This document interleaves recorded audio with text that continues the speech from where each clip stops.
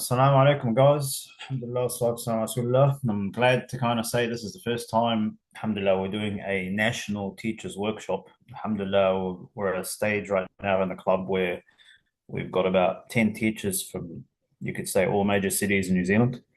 And alhamdulillah, some are teaching online, some are teaching in halaqat in the masajid, and some are doing both. And this varies from one-on-one tuition to small halaqat of two or three, right up to 10, 15, even 20 in a class. So what we've realized, alhamdulillah, is we've managed to gather a lot of experience and talking with a lot of you, mashallah, online and one-on-one has given me a lot of experience myself and insight to the sets of challenges that are faced in teaching. And I mean, I'm going to be brutally honest, guys. I'm no authority on teaching as a subject matter. I use my wife as an example. She's a teacher and that's her qualification. So by all means, being a Quran teacher, you have to balance a multiple number of issues. You've got Quran education, so you need to upskill yourself technically. You've got learning the art of teaching. And then you've got the adab side of it from an Islamic perspective. And what we found is that rather than being on your own and learning with the limited group of people you have with regards to their cultural background or experience, it is more beneficial for us brothers and sisters to sit on a platform like Otago Quran Club, to sit down and share our experiences together. And inshallah, hopefully we'll benefit from one another. And, this is where I'll take feedback from you as well. I'm learning to teach, as you can tell. And inshallah, we are speaking, although, yes, I might be a program coordinator or running different halaqat. Here, you can speak to me as equals because you're teachers as yourselves. And mashallah, I'm learning from you. And the more I can get from your feedback into this course, inshallah, the more practical and beneficial it will be for everybody. So inshallah, without any further ado, before we start, inshallah, does anybody have any questions or anything you'd like to kind of see in this course that you want us to address? I'm writing down bullet points. That way, when we can talk about them and discuss them in the relevant slides. So anybody had anything in particular or?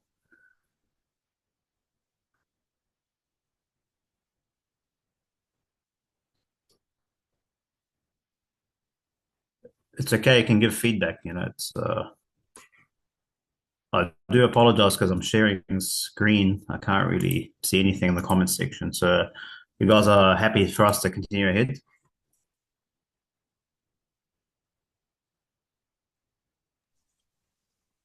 Inshallah, yes. Oh, Bismillah. Okay.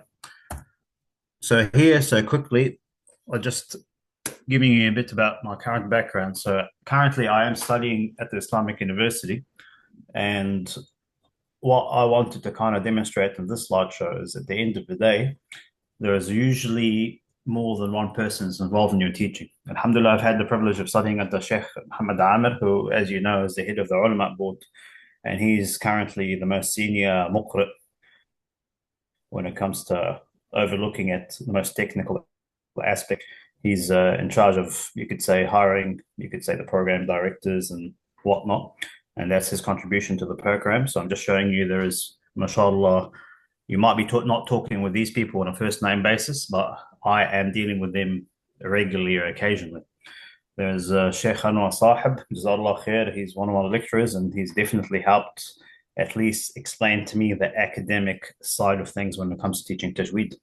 MashaAllah, there's a lot of books I've written on the subject, and unless you've had the pleasure of actually grabbing books from the university bookshelf and looking into them, we're going to be just focused on the tajweed side of things.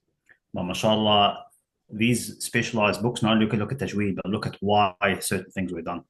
Like, why is the Mus'haf written in one style? That we have Asbab al-Nuzul, you're looking at specific things of how Wahi was preserved, looking at actual letters, the khat side of things. So that's his contribution, indirectly or directly. You might have met him in the last graduation that we had, so he turned up, mashallah. And there is the two other mashayikh that we have, Sheikh Muhammad Yahya, Jazakallah khair. He was my last mujiz that I'm currently still in touch with to this date. Him and his brother, they're in charge of running a program that is looking after some of the students that we have today in the program and helping correct their recitation at a professional level. It's a paid service that they're doing on the side, but mashallah, they're doing this because they have madaris in schools in Egypt. And there's my current Sheikh, Sheikh Mohammed Salim, who's currently, mashallah, redoing his 10 recitation ijazat. So, alhamdulillah, after completing the 10 and getting the Shatibiyya and doing the Surah and Kubra, then he's doing it again, mashallah. So what I'm trying to say at the end of the day, it's good to maintain, as a program director, for me personally, to maintain communication lines with these individuals because these people help us answer our questions, make us relevant, and help us improve as people. Because at the end of the day, it's not about just turning up and making your own halaqah. Because there is 50,000 other Muslims in New Zealand, everybody's doing the same thing. What we're trying to do at this club is take it up a notch so that it actually becomes academic. So something professional, something is recognized at an international level, as I've mentioned earlier for the Higher Future program, and is recognized by international universities. Inshallah, that's basically a bit of the background. And of course, I'd like to thank my wife. Currently, she's definitely given me a lot of free time to kind of work on these projects. And honestly, there's no way I could have done it without her. So inshallah, we'll go to the next one. Okay, so what will be covered? We've got the teaching framework. So that's one thing we're going to look at. Currently, we are operating as a non-for-profit. We are looking at maybe expanding in some areas where we can at least seek donations from potential committed students to carry on this program in the future to pay for administration things. Things like Zoom, memberships, certificates, just things that make us stand out more professionally than others, as opposed to just a bunch of people, sitting together. There's the adab qualities. This is something that we will need to look at. This is not just for students, but for us. Without this care from students to teacher and vice versa, we are not able to create an efficient Islamic environment for thriving. I seriously am adab focused with regards to this. And I do say this to the teachers and, for you guys that don't know, I've actually lived 20 years in New Zealand. Inshallah, I'll be coming back. I'm just in Sydney at the moment. Adab is the defining criteria for you as a professional Islamic school. If you do not have it as a criteria, then, it becomes an average, place for people to come or a hangout area. And I do say this because what you're teaching in adab, let's just say in the West or in New Zealand to be specific, should be exactly the same standard as it is in our countries. For example, I have with a level of certainty, if I go to Syria, Palestine, Middle East, Africa, North Africa, even when I go to, places in Asia and the masajid I've been at, we do not have kids running around in the masajid. Because at the end of the day, it's not only distracting to have halaqat with kids that are yelling in the background and, somebody's looking after their kid and doing whatever, running their own show. It's also disrespectful to the masjid.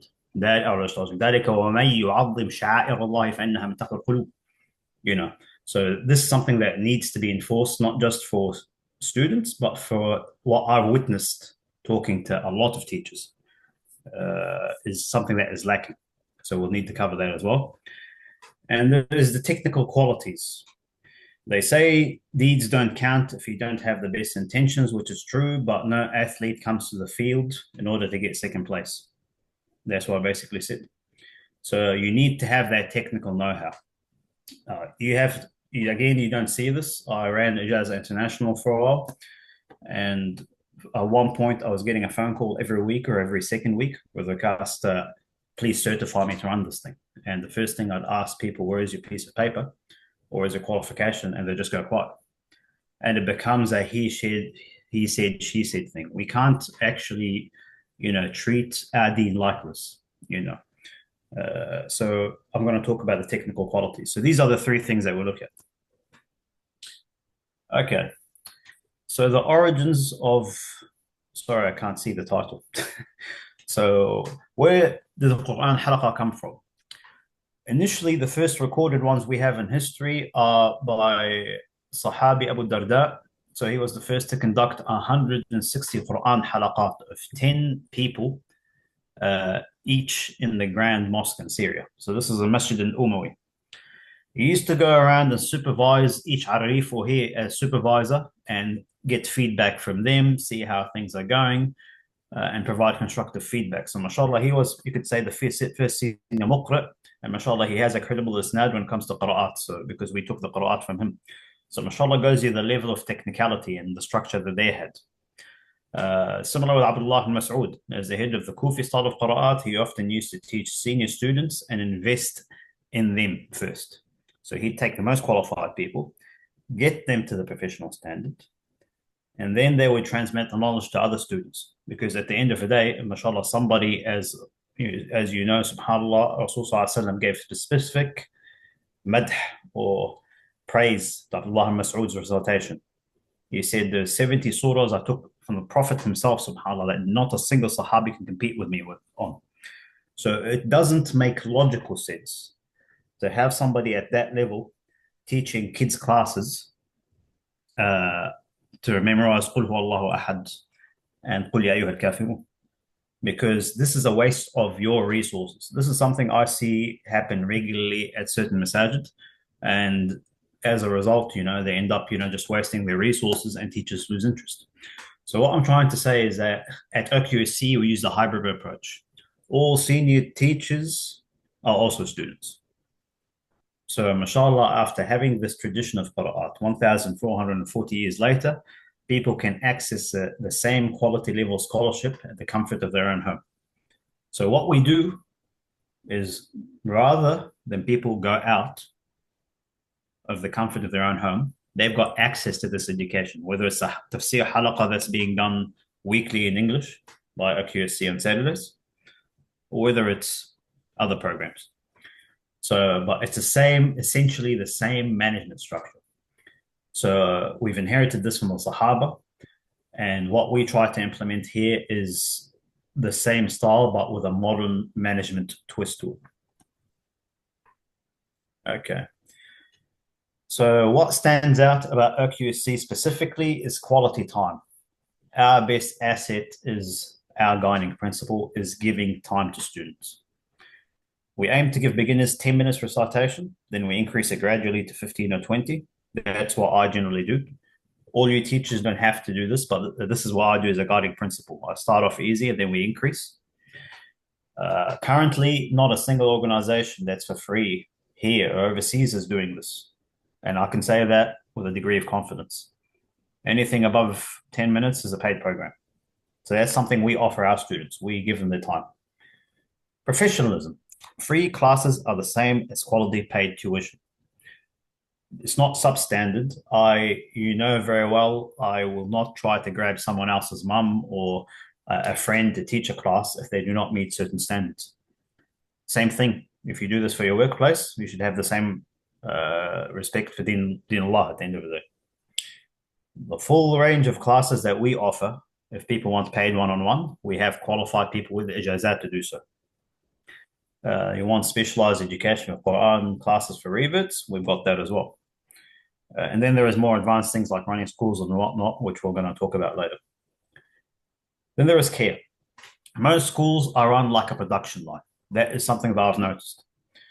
The downside to the production line approach is there is no communication or no connection between student and teacher. So what we do is provide a level of care by going above and beyond.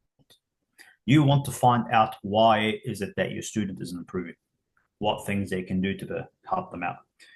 Care is something that, mashallah, we have inherited, and I say this with pride, and that's why I showed you the slideshow at the beginning of this lecture.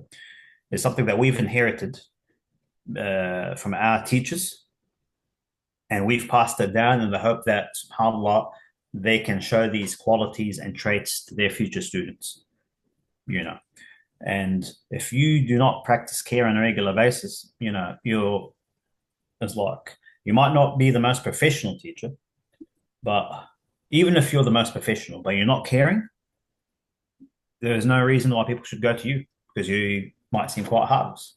So that's something I try to instill in every teacher. Now, the question I'd like to open it up to here before I carry on. Sorry, I can't see the margins. I'm going to open the floor to everybody. Can you think of a situation where your teacher asks you outside of class time about something? So we're going to let everybody open the mic. Have you been in a situation or Quran halaqa where a teacher picked up and asked anything? Could be about answering a question about a class or a hukum, or even something along the lines of, are you feeling okay today? I didn't see you in class.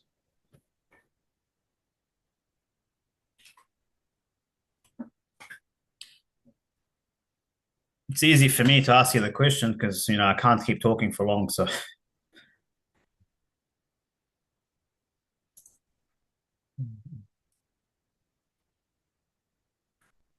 Assalamu alaikum. alaikum salam wa rahmatullah. How's it going, man? Alhamdulillah. So whether the question is whether a teacher of mine has asked about me outside of class time, is that it? Yeah, I mean, think of it this way. When we were sitting down, and let's just say have you been in a halaqa where you had teachers and they've come up to you outside of class time and asked about your well-being or asked you questions outside of class? Mhm. Yeah, I would say yes. There's one of the assistant imams here. He runs a halaqah. I'd attend it a bit irregularly, but we have a relationship outside of class. But that's because he's the assistant imam at the masjid, so not sure whether Mashallah, that's good. a comparison. I mean, that's good. So how did it make you feel personally? Yeah, Alhamdulillah, it feels like he's more approachable if I have any questions about anything about the deen. Yeah, so that helps. Well, perfect. So that's pretty good. I can see Sister Naba has had a similar situation, like you said many times. Are you able to provide, I don't know, a situation is, but are you able to provide examples of the class, like of how it made you feel, how beneficial it was for you as a person as well?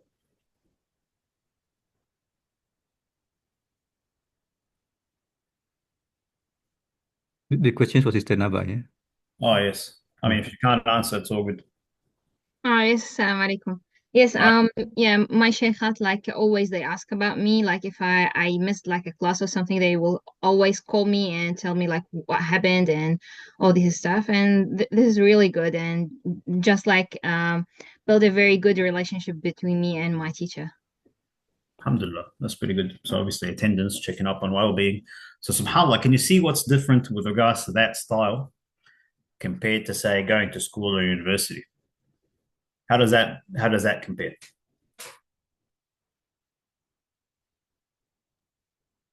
Yeah, it really makes a difference. I get a bit of a sense of him being a fatherly figure, and that reminds me of the hadith about the Prophet ﷺ says, "I'm like a father to you, I teach you." Hmm. Yeah. Yeah, mashallah. That's perfect. So alhamdulillah, it's really good to see that mashallah we all have the same common platform. And mashallah, that's probably why you're teaching, you're trying to pass on that tradition. So alhamdulillah, that at least, from our perspective, that is what we're aiming for. So now you're a teacher. What should I do? Basically, the most obvious one will study up on all the tajweed textbooks you have access to. If you've got a simple 60-page one, go for something that's more complex. Try to read from different teachers. They've got different experiences, different perspectives. Get access to a certified teacher and ask him to explain the details in addition to fixing your recitation. Dr. Ayman Swed, forget about Dr. Ayman Swed. I'm not trying to belittle him, mashallah, he is our sheikh. But every single sheikh you will come across will say you will not learn tajweed from a book.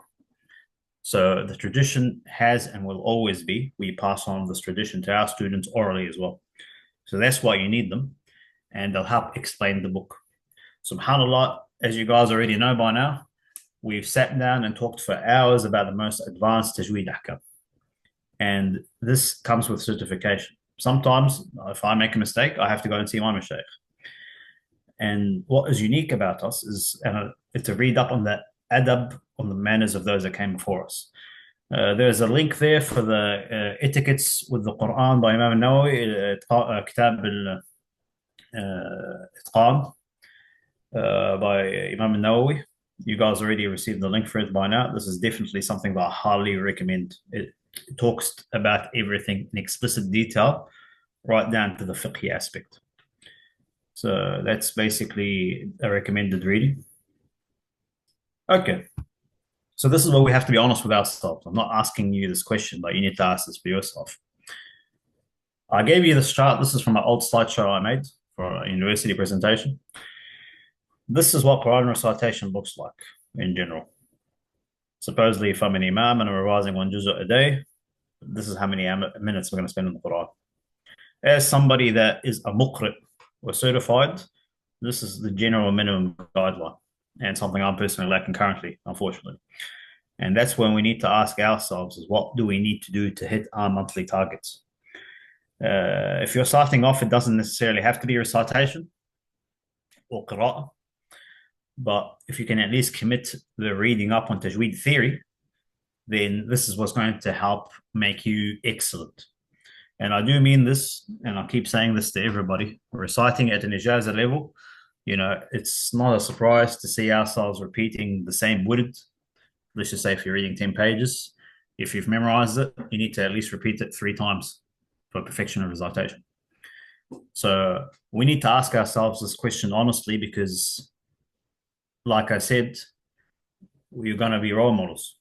You can't expect your student to read one juz a day or even 20 minutes a day, as we can see on the graph, if you're only committing 10 to 5 minutes a day. So that's the first thing. Tips specific to New Zealand. Learn from those that came before you. Do not do it alone and wonder why you failed. Because we are a small community, we have to unite together. Do not reinvent the wheel and rewrite the syllabus and find out somebody in the masjid next door has done the same thing. Chances you're not really that bright and you might fail like many schools have. So it's better to work together. Experiment. The sooner you fail, the quicker you can get up and start on a new journey. So try different things with your students. Push them beyond their boundaries. Okay. It's time for a fun exercise. So I need to see who is ready. This was done a few years ago.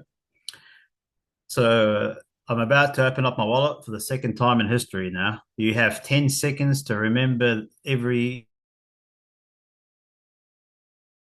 Just get my phone ready. The winner will get basically what you see in front of you. Does anybody have any questions before I flip to the next one? Because I'm going to get the timer ready. Is it all clear to you what the prize is?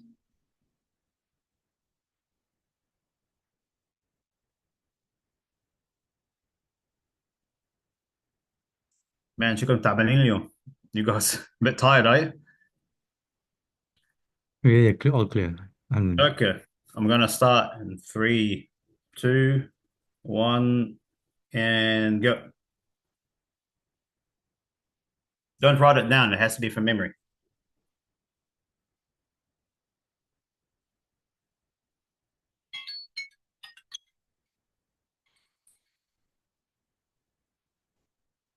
Okay, feedback time. Who's memorized all of it? Can you say it back to me?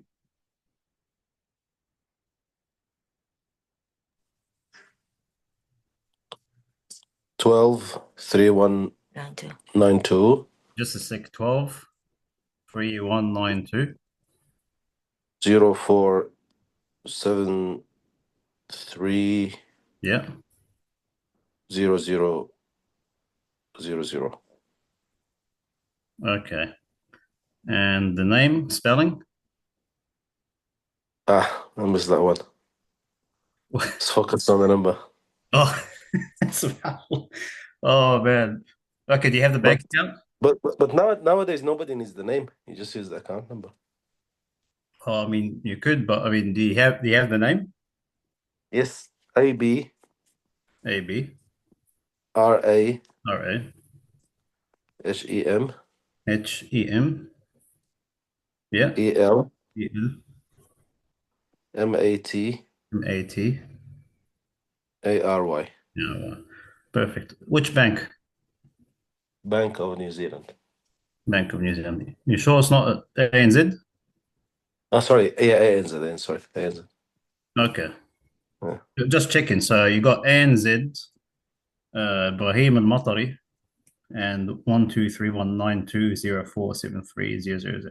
That's pretty confident, actually. I'll probably try to get any more bidders. Anybody else would like to bid? It's open, it's like it's a fun exercise. Anybody else wants to jump on board? Yeah, I can try. Yeah, go for it. So the number that I remember the number a bit different. 12 Yeah, 3192 3192. 413737 Oh, 41. Sorry, say it again. 41 Yeah, 37 37 37 37 and 00. 00. No, subhanallah. This is interesting. Name? Probably wrong. The name is Ibrahim Samir El Matary. How do you spell it? So IB Yeah. RA Uh-huh. HEE EEM. Yeah, HEEM, then Yeah. Samir SAMEER, Yeah. and El Matary EL-MATARY, Well, it's pretty interesting. Now, which bank was it? Bank of New Zealand. Is it? Oh, well, that's interesting. Anybody else wants to give a shot? From the sister side? ولا خلص?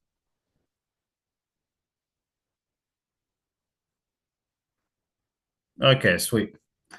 Let's go and see if the details are correct. We'll go backwards. Bismillah.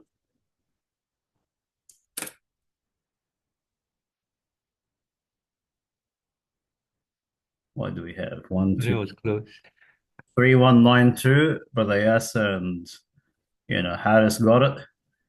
واختلف الفقهاء, and the second to last, the other half.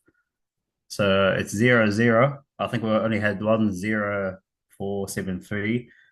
Ibrahim, as you can tell, I've written it with an I, and it's Bank of New Zealand.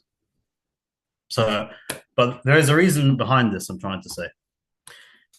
What I'm trying to show to you, I don't know if you've noticed this as teachers. Have you had a situation?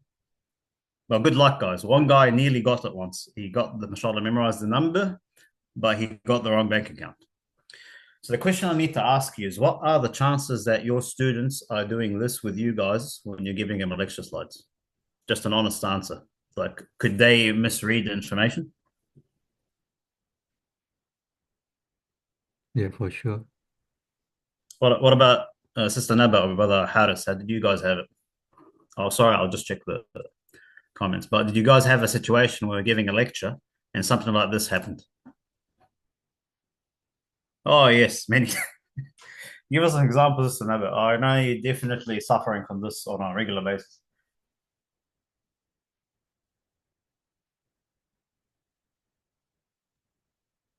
Sorry, what was the question? Like, they misunderstand like what I was saying in the lecture? Or... Yeah, so you'll have everything laid out clearly, mashallah, like I did with, say, this here, over here. Yeah.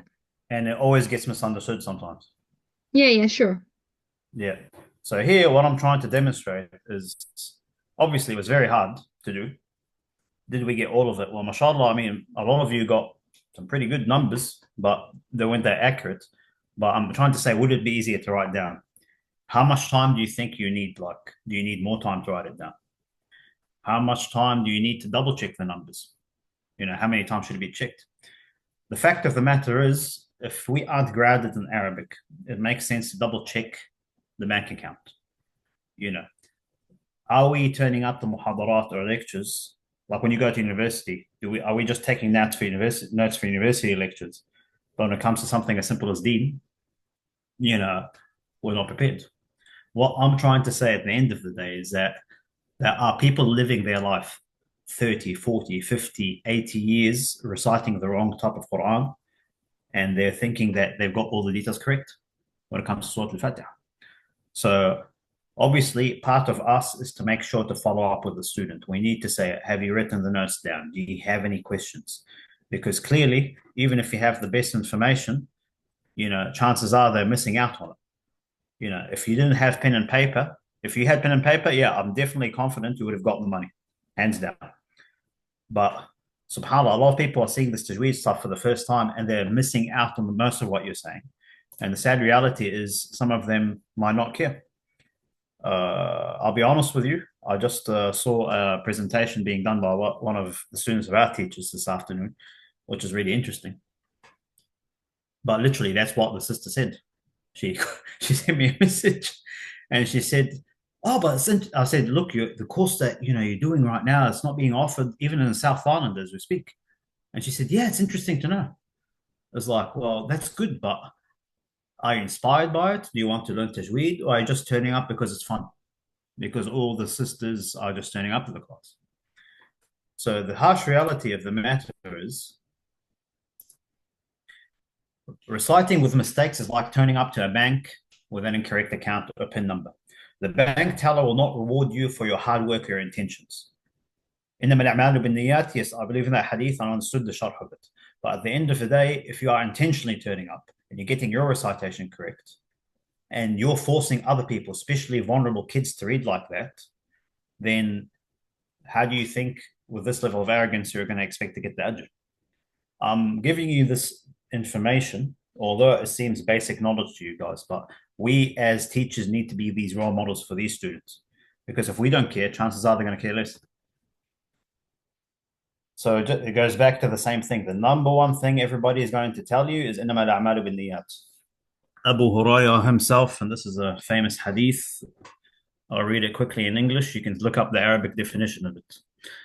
Indeed, the first people, and this is something that gets said to us at university and when we start qira'at, I kid you not, it is one of the scariest hadith. The first people are going to be judged on the day of resurrection is a man who is martyred. And then, as we know, there's going to be somebody else, he's going to turn up before Allah on the day of judgment, and he's going to say, "I fought for your cause." Allah is going to say, "You have lied, you fought that." People say he's courageous. And then it's commanded that he'll be dragged to the face of the hellfire. Then a man acquired knowledge. He taught it to others and recited the Quran, will be brought.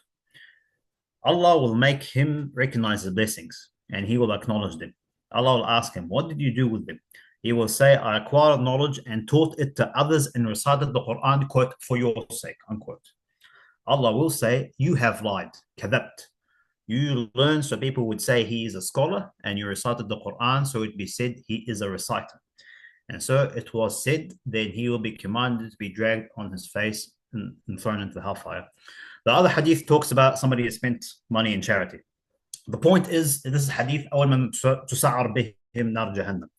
the first people, like when you start up a fire, you're going to need some kindling and wood and something to kickstart the fire, like an accelerant. These people will be thrown on their faces in the hellfire first to kickstart Jahannam. And there's that hadith, as you know, with reported by Muslim. So we have to check ourselves before we tell other people to check themselves. And excuse me, I'm not in a position to tell people to do this because I find myself on black. So we need to deal with enemy number one. If there is pride, is definitely an issue I've witnessed. And if you have too much, try to focus more on the syllabus and less of your personality. Alhamdulillah, I'm sure you guys don't have this involved. Don't invest your personality into the program. Invest it in a professional syllabus. I see this happen quite a lot with 80% of places that aren't run, when the masajid aren't run by an imam, there's always a sheikh or a sheikha somewhere. We ask them what their qualifications, they're like, "Oh, we just call them a sheikh." So some of them do have pride. I'm not saying all of them do. You need to have qualifications. Obviously, you can't say I'm too busy. Externalizing the problem. Don't shift this problem to your students, although it might be their actual problem. But say, what can I do better to help my students? Brother Yasser, you're not prepared for this, but I'm going to put you on the spotlight. So based on your findings on the Fiance Quran competition and, what you've witnessed teaching, either at our program or outside the program, can you give us a bit of feedback on that? Because, mashallah, you've covered quite a big population as well. Yeah, Jazakallah khair, brother. Yeah, I think it's more like, so obviously there are lots of good intentions in there. Alhamdulillah, mashallah, we have lots of masajid bringing all of their children, practicing really hard for the competition. What I noticed is most of them are predominantly focused on memorization. So not much work is being done on ahkam al-tajweed. So many people just failed because of that. So you're saying basically it's they get given the title of a hafiz, they have a ceremony, and they get a title. That's it. Yeah, pretty much it's just focus on hafid. I think it's got to do with the culture as well. Like people think it's the hafid is more important than maybe having the knowledge in the Quran in terms of either tafsir or tajweed or anything else. So that was the key observation, because obviously I had many people failing for ahkam, or even simpler things like lahn jelly, for example. Yeah, I I'm not see. sure if that's what you're after. No, Jazakallah khair. That definitely explains it because, mashallah, you've had insight, not just, you could say, probably nationally as well, to be honest. Like anything from the sister side to add to that?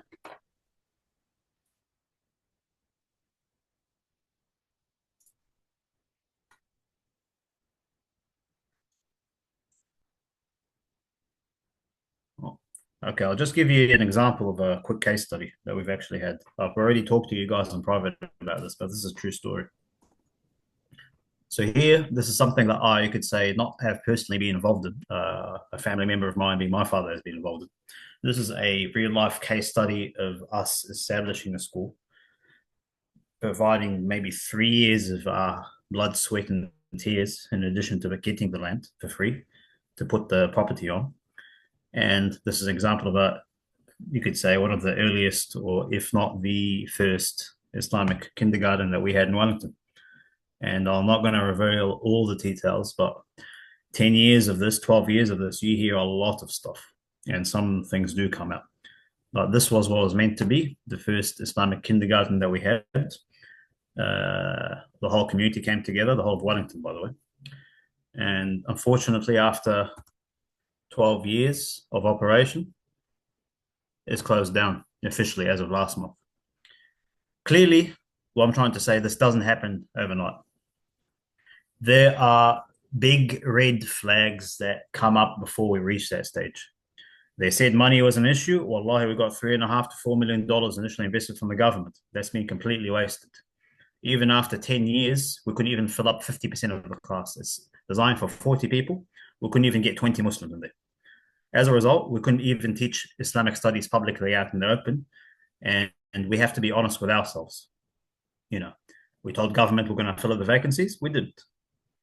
We had no cooperation from Muslim communities after the operation took place. And to this date, right now, there still is and will be arguments going on about where does the money go now when we sell this thing off.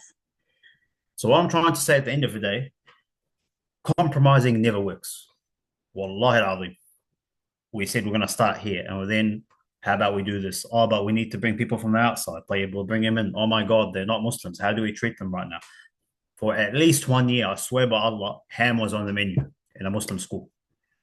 You come here to Sydney, whether it's a Jewish kindergarten or even a kindergarten run by Orthodox Christians, and these guys are not the most accommodating of Muslim beliefs. And I can say this from experience. Yet, out of respect, they never serve ham at schools. And that's as a Christian-run facility. Christians and Jewish people.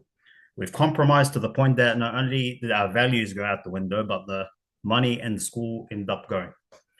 And that's why I try to provide my experience. Like, your job is to teach people, but you cannot compromise on your values. If you're going to want to have a school and you're running short on teachers and you want to grab 2 or 3 guys from the street, I'm not trying to be, I'm not picking at any school here. But if you pick random people, then you have to suffer the consequences because they don't have any qualifications.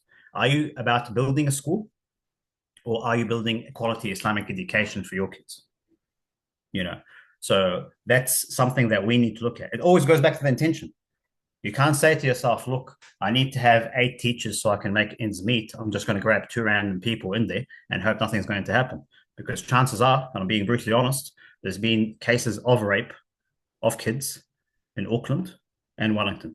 And Wallah Azim, I'm saying this with no shame, because this has escalated to the point the heads of the ulama board know about this. So we need to actually get our teachers screened up as well, because we've been really relaxed. So I'm not here criticizing certain individuals specifically, but I'm looking at it from the Quran perspective. فَاعْتَبِرُوا يَا أُولِي الْأَبْصَارِ. Take heed, O people of foresight. Because chances are, if you're not going to waste $4 million, which is a manner that was entrusted by the Muslim community, the last thing I want you as teachers is to waste your time, effort, and energy. And that's why we're here to share experiences. This is the sunnah of Allah. Never blame money. Money or resources is not the problem. We are. Muslims need to get out of the wishful thinking side of things. You need to have a plan that is studied to progress. Just remember, Allah is looking after his book. Not you, not me, not even Sheikh Ahmed. And that's what Sheikh Ahmed said to me directly, subhanAllah. He said, we have revealed the dhikr, and Allah's protecting it. So what that means is, if Allah's protecting it, we should fix ourselves first before we start preaching. Because at the end of the day, if we fail to meet Allah's standards, somebody else is going to replace us. So at the very best case, you are either very inefficient in your teaching style, if you're failing your student, or you could be incompetent, or God forbid, scamming people. I do mean scamming people because I have received phone calls, and it's happening in New Zealand. There are schools that are a scam. Wallah al-Azim, if I ran these schools with 20 students, or even 30, let's just say 40 students, I'm being optimistic, I'm looking at $100,000 plus a year. That's a decent salary. I'd rather do that than study robotics like I did initially 12 years ago, or 14. I'm just letting you guys know, these things are happening around you. Because these things are happening around you, that is why I think a lot of people are gravitating towards non-masjid run Islamic facilities or volunteer organizations like OQSC. So this is the environment that we're operating in. And there's reasons why people are coming to you, because mashallah, they can see that level of care.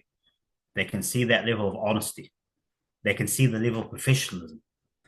And that's why we need to maintain that as a bare minimum.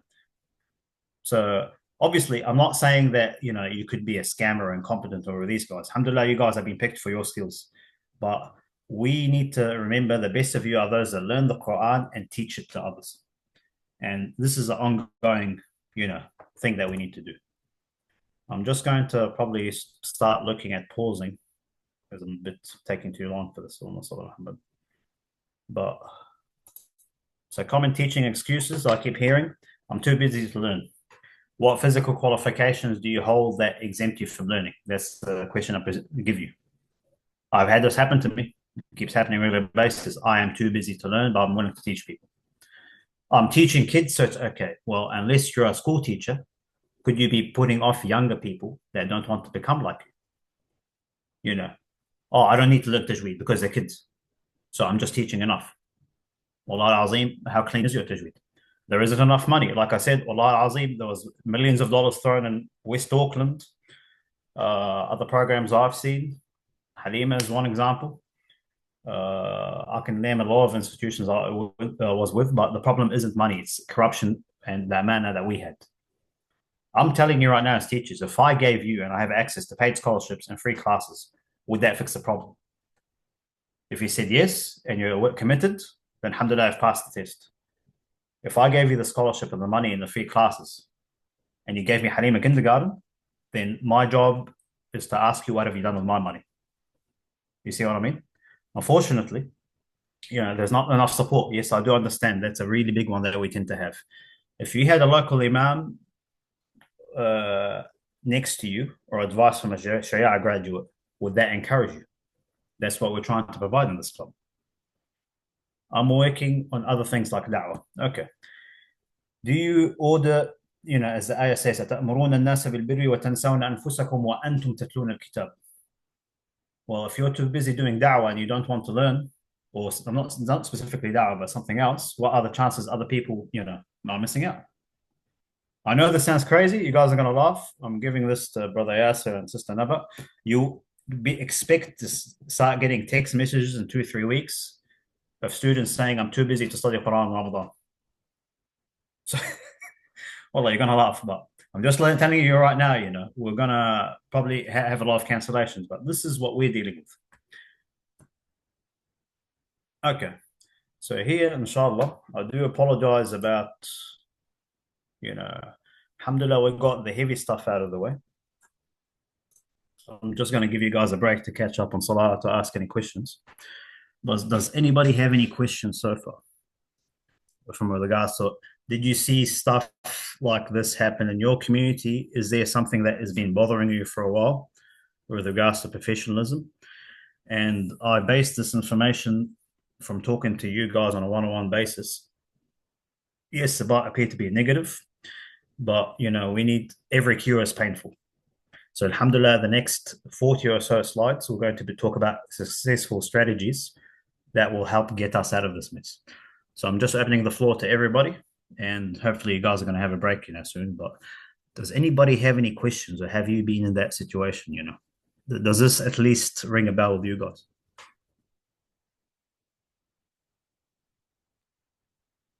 Do you mean this current slide, the teaching volunteer trap?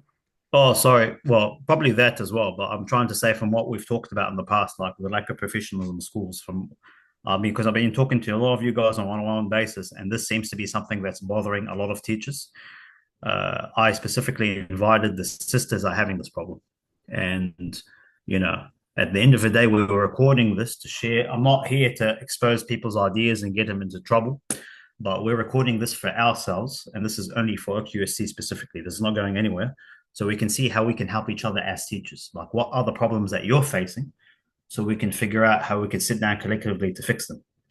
Because, I'll be honest with you right now. Sisters, I'll say to you up front, I have two rebits right now that I've been trying to get into masajid, and they've been having issues about sisters that are unqualified picking on them, and they're rebits, and it gets me to and when it comes to like talking to teachers and sisters, obviously they've got concerns as well with their students.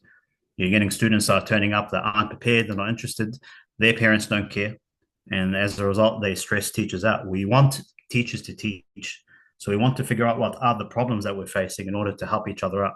I'm not here after scandals. Alhamdulillah, I've got more than enough to keep me going, like I said. But realistically speaking, if we don't talk about it and our school collapses, then how are we going to find solutions? So I'm just opening the floor to everybody, before we get a break, inshallah. Hopefully I'll talk less as well.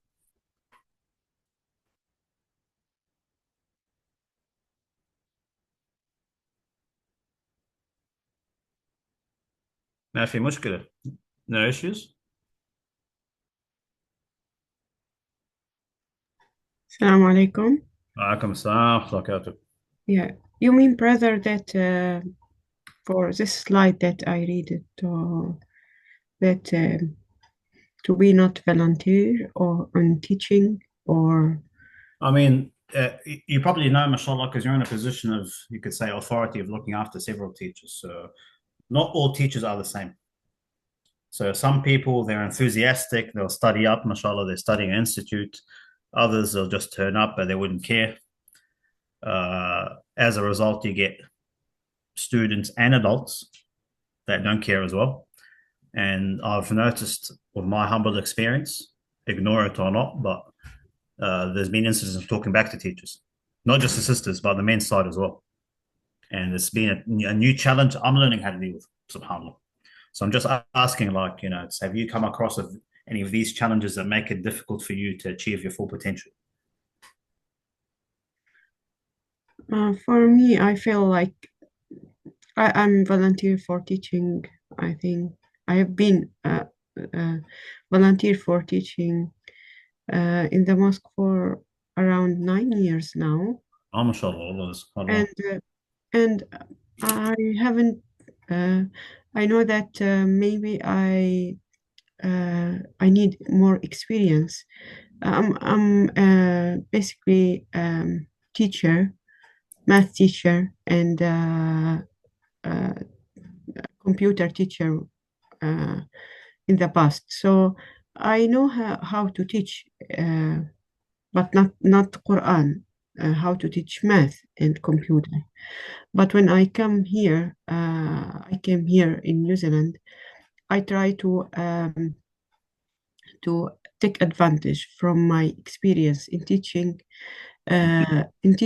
Quran as well, Yes. especially that I have شهادة in تجويد شهادة تجويد in جزء عامة.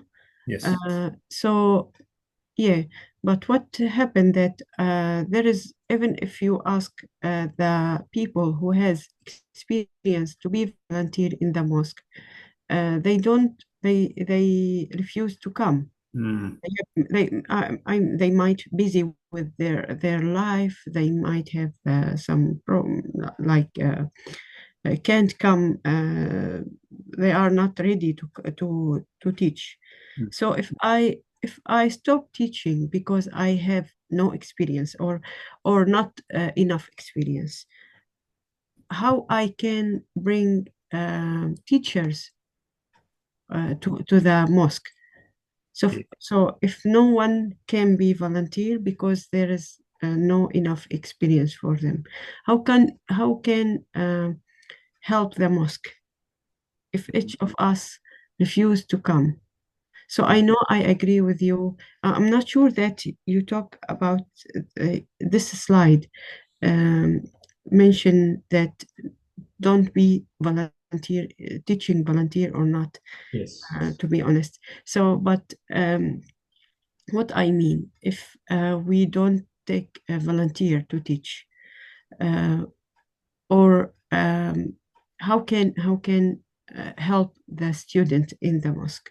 So, in on from my opinion, I feel like we can have a volunteer, but we can prepare them to be teacher. Yes. That's what I think. This the way uh, can have volunteers, and also we can help them to, like, maybe we can teach them like have as a Qari program. So Mm. most of the students in the Qari program want to be teachers in the future, Yes. but not they didn't I think looking for uh, as a job or like this. Mm. I mean, So yeah, I you're right. yeah, I'm not sure that's what you that what exactly you mean Mm. um, in this slide. No, subhanAllah, what you're saying is correct because subhanAllah, what you said, subhanAllah, flows into this one. So would it be fair to say, because I'm getting the average of everyone, like mashallah, I'm experiencing the same thing as well. We aren't getting enough volunteers. So as it happened, brother Yasser, the club president, astaghfirullah, brother Yasser has done this. He's a vice president. And we've had brother Asfar himself, the president of the club, issue out a notice nationally for volunteers. And he got no response, which is a bit of a concern because we know people are seeing our program. We get tens of people come for Ijaza. We had 98 people signing up for Sheikh Amir's Sierra program. We've had over nearly 60 applicants for Qari Future. They're seeing our ads. But when it comes to volunteering, no one wants to volunteer. So I do share that concern that you have. As a result, we end up having this situation. Either we don't have volunteers, or it becomes, as we say in Arabic, ما فيش في هالبلد إلا هالولد. There is nobody else in the city except this person. Is there anybody else except this person? So what happens as volunteers, myself included? Think of it logically. I'm in Sydney right now.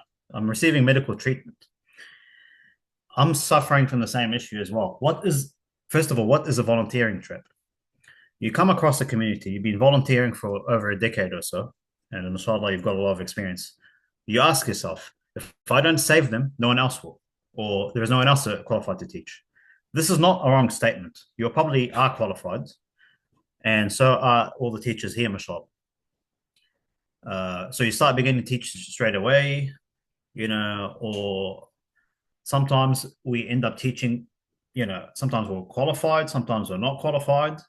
But what starts to happen, which scares me personally for our teachers, I'm talking from experience here as well, for this program and outside the program. The negative thing that starts happening is the volunteering takes away time from your family, and you stop studying or even reading Quran, which is worse. As a result, this happens for a few years. The person gets overwhelmed by the number of challenges and the people, and 2 years into it, it's like, I can't do this. I can't keep struggling. 5 years later, what ends up is you look back at your life, you're going, I've missed out on Islamic education. I could have been doing more ibadah. And, because you've overwhelmed yourself, you can't really it's mismanagement.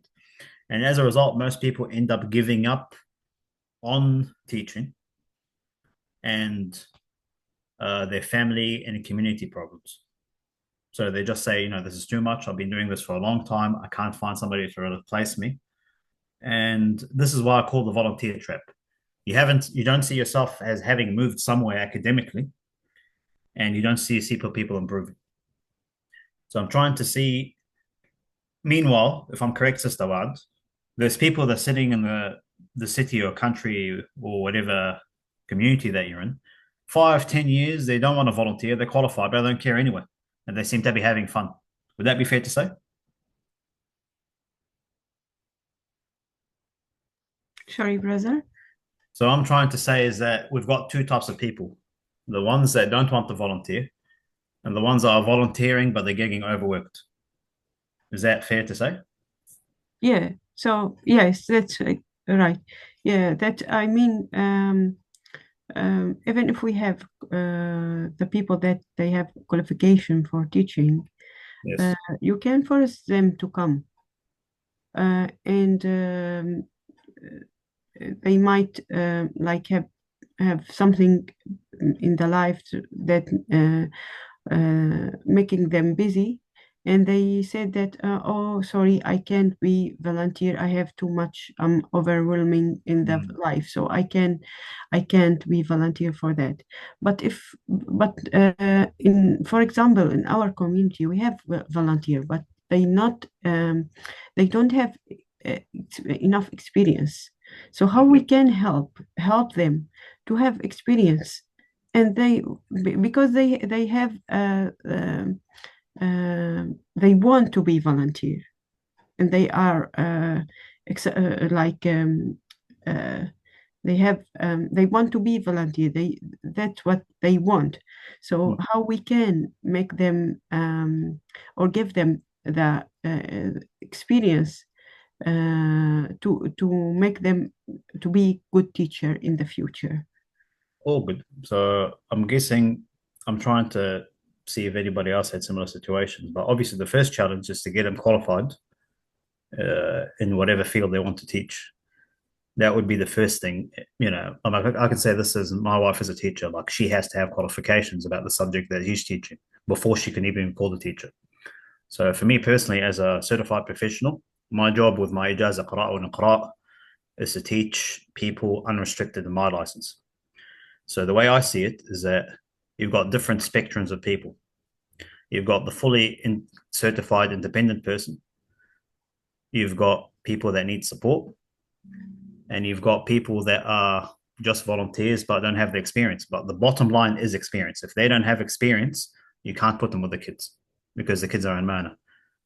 Think of it this way. If you're not confident getting your own children and putting them with that person, chances are they're just a friendly person that's a volunteer. A teacher, as you know, or a professional person will actually sit down and get the message across, if that makes sense. Does that answer your question? Yeah. So what we do at OQSC is we provide these certified programs. The reason, I don't know if I told you, the reason why OQSC, the program started the Qara Future, was that there was too many fights. I do mean this, fights. Wallah Azim, FIGHTS. Fights happening between masajid and parents with teachers trying to ring me and Sheikh Amir about why somebody's incompetent.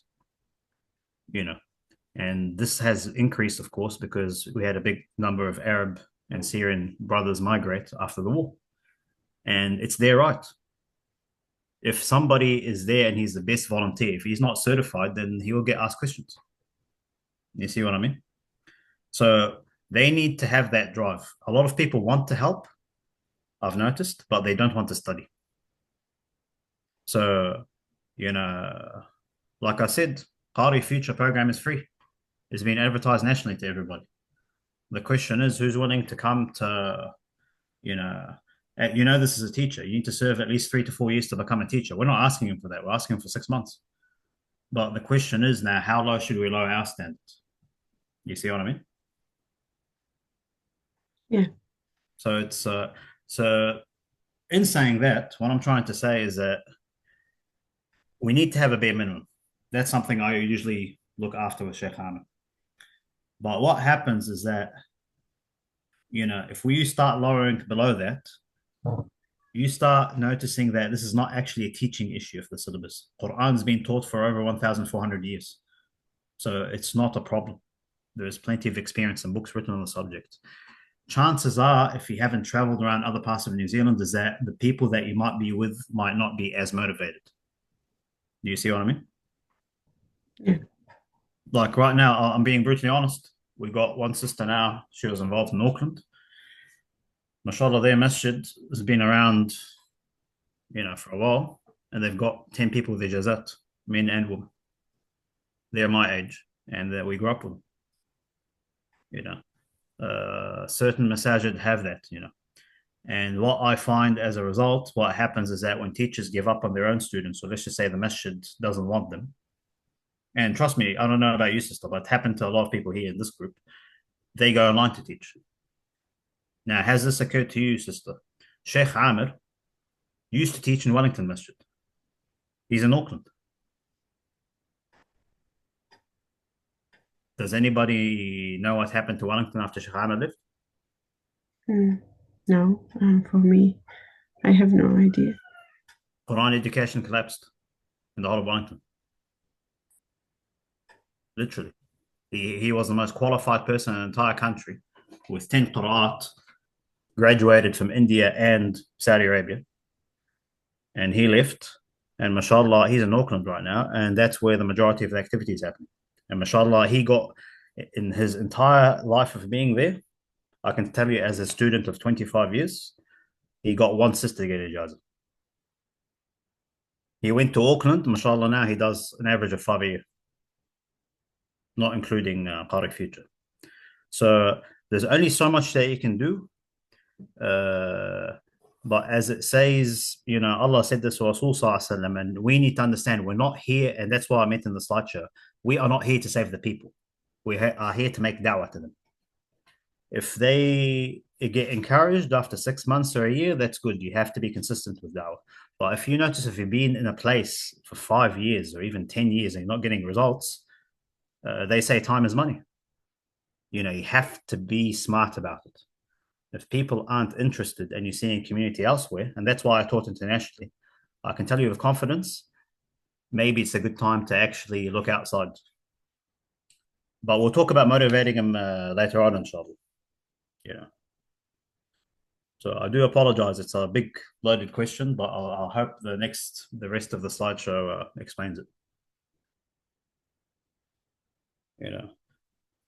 I've talked for too long. I think it's time for a break. Does anybody have any other questions at this stage?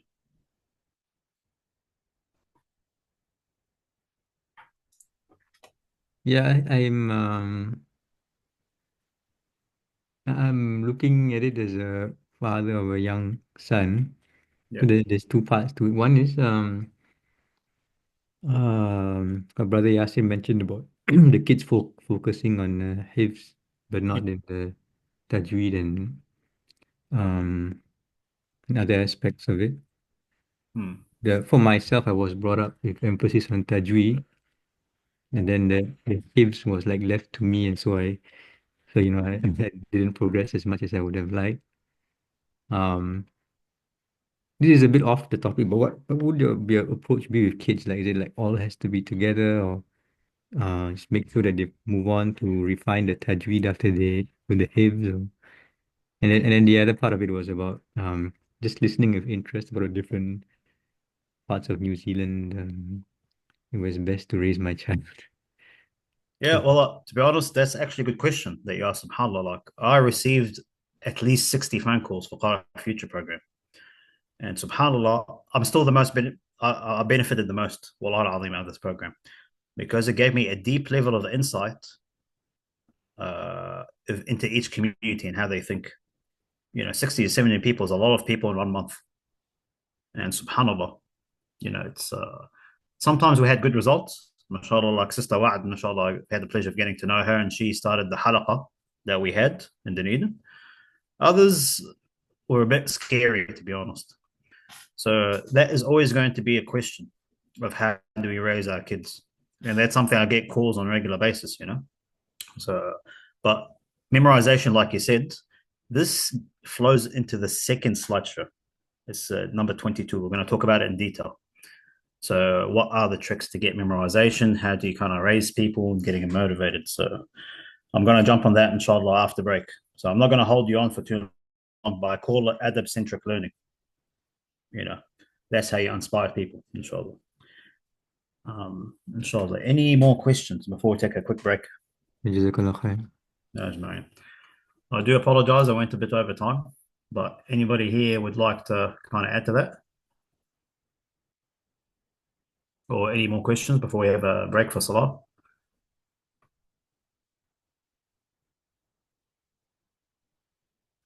All good, inshallah. I'll leave you guys to it, and I'll see you, inshallah, I don't know, 5 to 7 minutes, maybe 10 minutes. Will that be all right? Yeah, 10 minutes, okay, inshallah. Inshallah. Anybody else is all right? Will you come back in 10 minutes? Inshallah, that's good. Yeah, jazakallah khair. Yeah, I'll see you soon.